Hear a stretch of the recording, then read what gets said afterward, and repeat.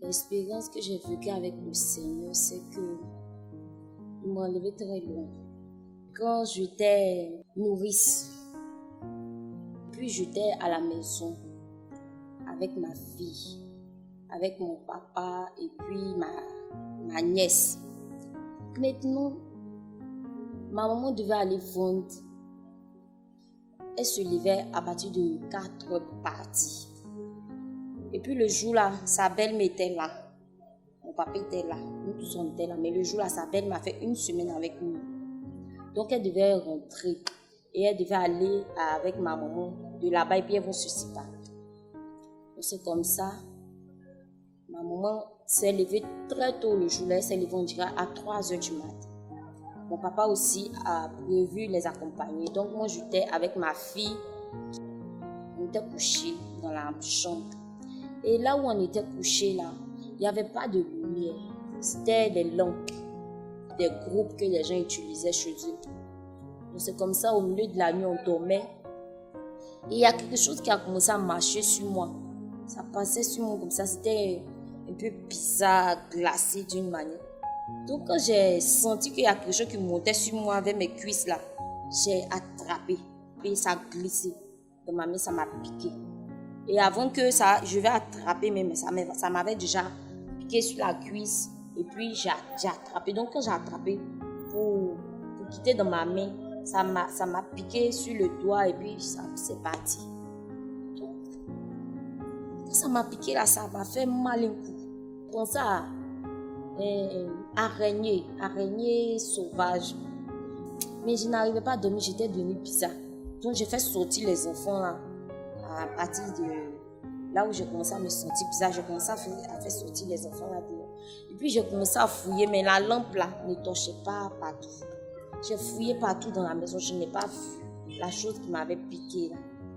Et puis je suis partie m'asseoir dehors avec les enfants, j'ai mis pagne dehors, on s'est couché là. J'ai commencé à avoir froid. À 5 heures, il y avait un Burkinabé qui habite à côté. Je lui ai dit, il y a quelque chose qui m'a piqué la nuit, mais ça a l'air d'un serpent. Je n'ai pas vu. Mais quand j'ai vu, là, c'était pas une bête comme les bêtes qu'on a l'habitude de voir. C'était un truc brillant, un peu mince, un peu plus long, que ça a l'air d'un serpent. Il m'a donné un truc là, il m'a dit de mettre là-dessus. Oh, il a dit que le truc là, normalement je devais boire. Mais comme c'était un truc noir, genre comme une poudre de charbon, il a dit que si il me disait de boire, j'allais refuser. Donc, il m'a dit de mettre là-dessus. J'ai mis là-dessus. J'ai commencé à avoir froid. J'avais froid comme ça. Je suis allée me coucher. Et quand je suis allée me coucher, la partie là où le serpent m'avait piqué a commencé à s'enfler. C'est devenu rouge comme si c'était le feu qui était allumé. Et puis mon bras a commencé à s'enfler. Je ne pouvais pas déposer le bras. C'était comme ça. Mon pied aussi a commencé à s'enfler. Je ne pouvais pas déposer mon pied. J'étais couchée comme ça. J'ai commencé à avoir froid. J'étais bizarre. J'ai commencé à me sentir bizarre. Et il y a le mari de ma tante qui habite à côté, qui est venu, qui a pris la nouvelle et il est venu. Il a dit, attends que j'attache un morceau de pagne pour ne pas que, si vraiment c'est un serpent, et puis c'est ton pied gauche, pour ne pas que le venin monte jusqu'à ton cœur. Donc quand il a attaché, j'ai eu encore plus froid et puis plus mal même. Parce que c'était comme quelque chose qui s'enfle et puis on attache et puis la partie était enflée, ça faisait mal. Je ne me sentais pas bien. Ma fille même pleurait, je n'arrivais pas à la soulever. En tout cas, je sentais que j'allais mourir. Je sentais que j'allais mourir. Parce que depuis 4 heures du matin jusqu'à midi, on n'a rien trouvé encore on n'a pas trouvé de solution. Je ne me sentais pas bien. J'étais là, j'ai dit, c'est quoi ça là?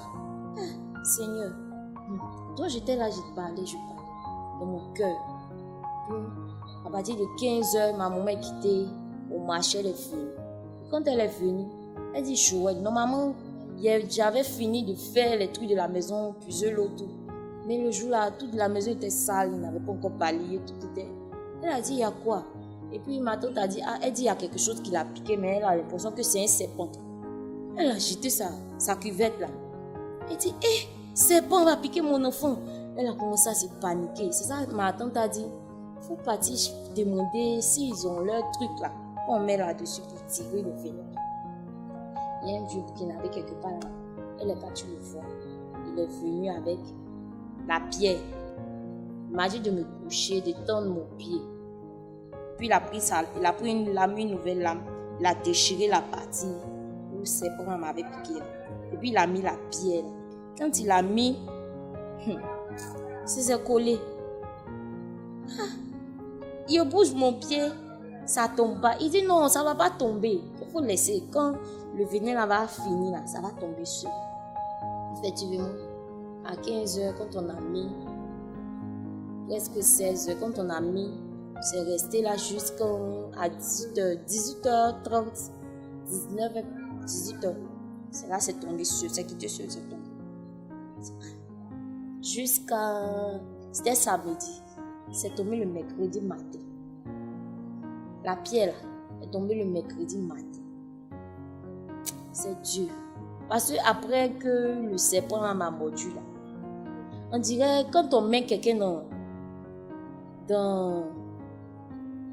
à la morgue là, quand on met dans son casier et qu'on le fait sortir là, sa peau change, il devient noir comme du charbon, bizarre, sale. Après ça, j'étais devenue sale. Moi-même, je me regarde dans le miroir et je ne crois pas que c'est sale, vilaine. En tout cas, j'étais devenue bizarre. Et que comme ma petite soeur m'a vu, ça a pleuré, ça m'a fait pleurer en même temps. Elle a dit, ah, donc, on allait s'asseoir et puis on va dire que tu es décédé. Tu n'existes plus. Non. J'ai dit, ah, que, en tout cas, c'est la grâce de Dieu. Dieu m'a enlevé loin. Parce que si ce n'était pas Dieu, en tout cas, ce que je suis venue faire pour le Seigneur sur la terre, je peux me confirmer. C'est pourquoi Dieu n'a pas permis que la mort m'enlève.